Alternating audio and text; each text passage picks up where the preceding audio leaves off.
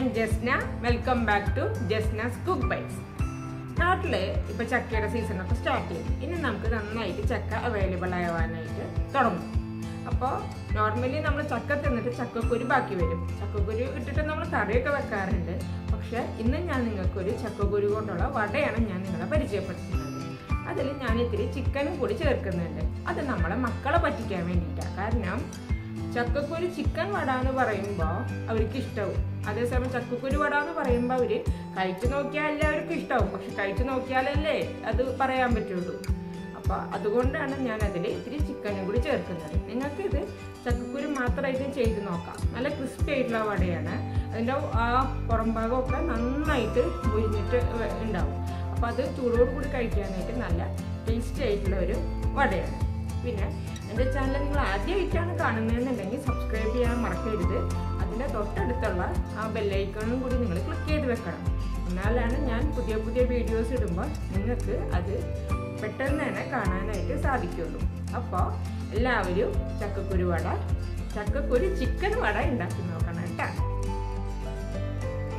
ചക്കക്കുരു ചിക്കൻ വട ഉണ്ടാക്കാൻ വേണ്ടിയിട്ട് ആദ്യം നമ്മൾ കുറച്ച് ചക്കക്കുരു എടുക്കണം.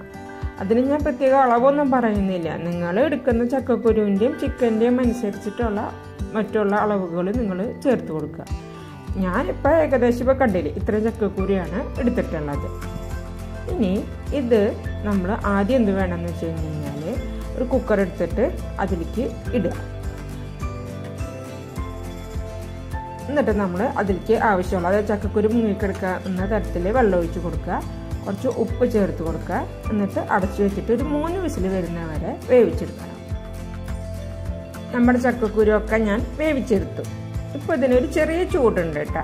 ആ ചെറിയ ചൂട്ടോട് കൂടി എടുത്തിട്ട് നമ്മൾ അതിൻ്റെ മേലെയുള്ള ആ ഒരു വെളുത്ത പോളയുണ്ടല്ലോ അത് നമ്മൾ കളയണം. ആ കറമ്പൽ കളയണ്ട കേട്ടോ. കാരണം ഇപ്പോൾ പറയണത് ആ കറമ്പൽ നല്ലതാണെന്നാണ് പറയണത്. മുമ്പൊക്കെ നമ്മൾ ആ കറമ്പലും കൂടി കളയാറുണ്ട്. ഇപ്പം അത് കളയണ്ടെന്നാണ് പറയണത്. ഇനി എല്ലാതും ഇതുപോലെ അതിൻ്റെ ആ വെളുത്ത പോളം നമ്മൾ മാറ്റിയെടുക്കണം. അപ്പോൾ ചക്കക്കുരുവൊക്കെ ഞാൻ തൊലി കളഞ്ഞിട്ട് അതിൻ്റെ പോള കളഞ്ഞിട്ട് എടുത്തിട്ടുണ്ട്. കണ്ട അതിൻ്റെ ആ കറമ്പൽ ഞാൻ കളഞ്ഞിട്ടില്ല. അതങ്ങനെ തന്നെ ഇതിൽ വെച്ചിട്ടുണ്ട്. ഇനി ഇത് നമ്മുടെ മിക്സിയുടെ ചെറിയ ബൗളിലേക്ക് ഇട്ട് കൊടുത്തിട്ട് അതൊന്ന് പൊടിച്ചെടുക്കണം. അരക്കരുത് കേട്ടോ. ഒരിക്കലും അരച്ച പോലെ ആക്കരുത്. അതായത് ഇങ്ങനെ ക്രഷ്ഡ് ചെയ്തിട്ടുള്ള രീതിയിലേക്ക് ആക്കിയെടുക്കണം. കണ്ട ഇതുപോലെ ക്രഷ് ചെയ്തിട്ട് എടുക്കാം. അപ്പം എല്ലാതും ഞാനൊന്ന് ക്രഷ് ചെയ്തിട്ട് എടുക്കട്ടെ കേട്ടോ. ചക്കക്കുരു എല്ലാം ഞാൻ പൊടിച്ചെടുത്തിട്ടുണ്ട്. കണ്ട ഇതുപോലെ പൊടിയായിട്ട് കിട്ടണം. ഒരിക്കലും അരഞ്ഞു പോകാൻ പാടില്ല കേട്ടോ. കാരണം അരഞ്ഞു പോയി കഴിഞ്ഞ് കഴിഞ്ഞാൽ അതിൻ്റെ ടേസ്റ്റ് ഡിഫറൻസ് വരും. ഇനി നമ്മൾ അതിലേക്ക് ഉപ്പും മഞ്ഞളും ചേർത്തിട്ട് വേവിച്ചിട്ടുള്ള ചിക്കൻ എന്നിട്ട് ഞാനത് ഷ്രെഡ് ചെയ്തിട്ട് എടുത്തുട്ടെ. ഇതുപോലെ തന്നെ മിക്സിയിലൊന്ന് കറക്കിയെടുത്തു. ഇതിലേക്ക് ചേർത്ത് കൊടുക്കാം. ഞാൻ നേരത്തെ പറഞ്ഞല്ലോ നിങ്ങൾക്ക് ചിക്കൻ ചേർക്കാതെയും ഇതുണ്ടാക്കാം.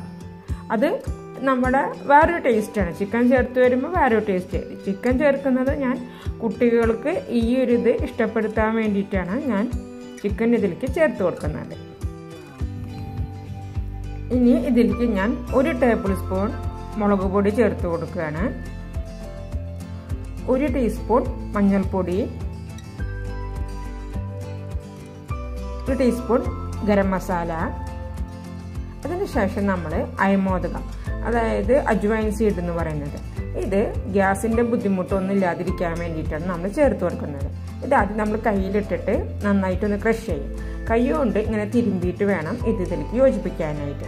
എല്ലാ ബജികളിലും ഇത് ചേർത്ത് കൊടുക്കുന്നത് നല്ലതാണ്. ബജിക്കൊരു ടേസ്റ്റ് ഉണ്ടാവുകയും ചെയ്യും. നമ്മുടെ ഗ്യാസിൻ്റെ ബുദ്ധിമുട്ടുകളൊന്നും ഉണ്ടാവില്ല. ഇതാണ് കറിവേപ്പില ഉണക്കി പൊടിച്ചത്. ഞാനിത് നാട്ടിൽ നിന്ന് വരുമ്പോൾ കറിവേപ്പില സാധാരണ ഉണക്കി കൊണ്ടുവരും. എന്നിട്ട് ഇത്തിരി കുറച്ചായിട്ട് എടുത്ത് പൊടിച്ചു വെക്കും. ഇത് ബജികളിൽ ചേർത്ത് കൊടുത്താൽ നല്ല ടേസ്റ്റ് കിട്ടും. അതിനുശേഷം ഞാൻ ഒരു വലിയ സവാള ചെറുതാക്കി അരിഞ്ഞത് ചേർത്ത് കൊടുക്കുകയാണ്. പിന്നെ ഒരു 4 പച്ചമുളക് ചെറുതാക്കി വട്ടത്തിലരിഞ്ഞതും ചേർത്ത് കൊടുക്കുകയാണ്. കുറച്ച് മല്ലിയില, കുറച്ച് വേപ്പില ചെറുതാക്കി അരിഞ്ഞതും ചേർത്തു. പിന്നെ ജിഞ്ചർ ഗാർലിക് പേസ്റ്റ് ചേർത്ത് കൊടുത്തു. ഇനി ഇതെല്ലാതും കൂടി കൈകൊണ്ട് തിരുമ്പി യോജിപ്പിക്കണം. നമ്മൾ എന്ത് ബജ്ജി ഉണ്ടാക്കുമ്പോഴും ഇതുപോലെ തിരുമ്പി യോജിപ്പിക്കുന്നത് നല്ലതാണ്.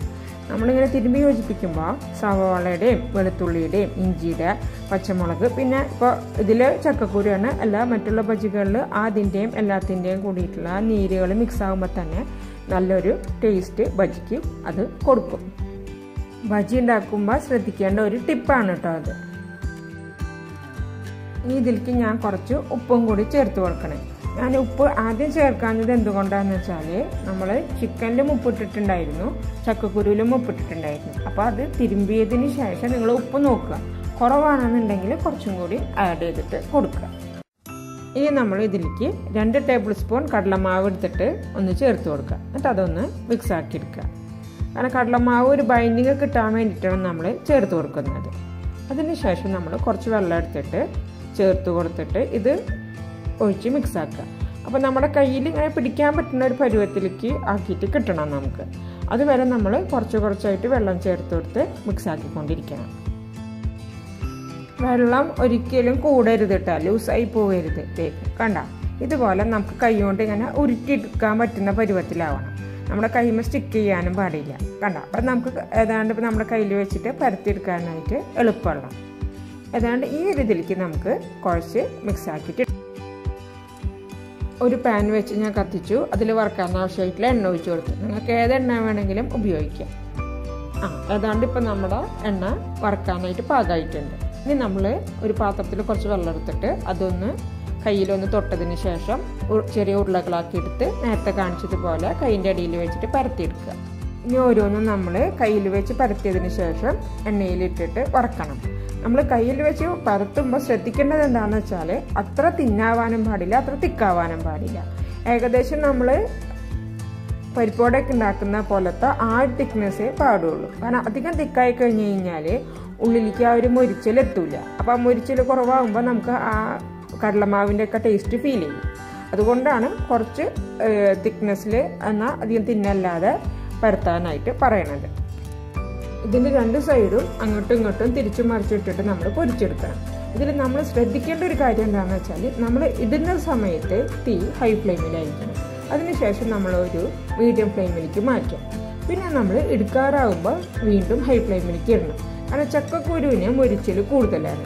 അപ്പോൾ നമ്മൾ ആദ്യമേ തന്നെ ഹൈ ഫ്ലെയിമിൽ എപ്പോഴും നമ്മൾ ഹൈ ഫ്ലെയിമിൽ ഇട്ടിട്ടുണ്ടെന്നുണ്ടെങ്കിൽ അത് പുറം ഭാഗം നന്നായിട്ട് മൊരിഞ്ഞിട്ട് ഉള്ളിലേക്ക് വേവെത്താണ്ട് വരും. അപ്പോൾ അതുകൊണ്ട് ആ തീൻ്റെ ആ ഒരു ഇതും നിങ്ങൾ ശ്രദ്ധിക്കണം കേട്ടോ. നമ്മുടെ ആദ്യത്തെ ട്രിപ്പ് ഏതാണ്ട് റെഡി ആയിട്ടുണ്ട്. അപ്പോൾ ഞാനിത് ഇതിൽ നിന്ന് കോരി മാറ്റുകയാണ് കേട്ടോ. നിങ്ങൾക്ക് വേണമെന്നുണ്ടെങ്കിൽ ഇത് ഡീപ് ഫ്രൈ ചെയ്തിട്ട് എടുക്കാം കേട്ടോ. ഞാനിതിൽ ഷാലോ ഫ്രൈ ചെയ്യുന്നുള്ളൂ. നിങ്ങൾക്ക് വേണമെന്നുണ്ടെങ്കിൽ ഇത് ഡീപ് ഫ്രൈ ചെയ്തും എടുക്കാവുന്നതാണ്. അങ്ങനെ അല്ലാതെ ഞാൻ പൊരിച്ചെടുത്ത് കഴിഞ്ഞു. നമ്മുടെ വീട്ടിലുള്ള ചക്കക്കുരു വെച്ചിട്ട് നമുക്ക് ഹെൽത്തി ആയിട്ടും ടേസ്റ്റി ആയിട്ടും വെറൈറ്റി ആയിട്ടും ഉണ്ടാക്കിയെടുക്കാൻ പറ്റുന്ന ഒരു 4 മണി പലഹാരം. കുട്ടികൾ സ്കൂളിൽ വിട്ട് വരുമ്പോൾ കൊടുക്കാനും ഒക്കെ ബെസ്റ്റാണിത്. നമ്മുടെ ചക്കക്കുരു ചിക്കൻ വട റെഡിയായി. കണ്ട ഇതിൻ്റെ ഉള്ളൊക്കെ നന്നായിട്ട് വെന്തിട്ടുണ്ട്, പുറം ഭാഗം നല്ല ക്രിസ്പി ആയിട്ടുണ്ട്. ചക്കക്കുരുവിൻ്റെ പ്രത്യേകത അതാണ്. ആ ചക്കക്കുരു ഫ്രൈ ചെയ്ത് കഴിയുമ്പോൾ പുറം ഭാഗം നല്ല ക്രിസ്പിനെസ് കൊടുക്കും. നമ്മൾ പൊട്ടറ്റോ ചേർക്കണേക്കാട്ടൊക്കെ ക്രിസ്പിനെസ് വരും. അപ്പോൾ നിങ്ങൾക്ക് വേണമെന്നുണ്ടെങ്കിൽ പൊട്ടറ്റോയ്ക്ക് പകരം ബജികളിൽ ഇതുപോലെ ചക്കക്കുരു പുഴുങ്ങിയിട്ട് പൊടിച്ച് ചേർക്കാവുന്നതാണ്.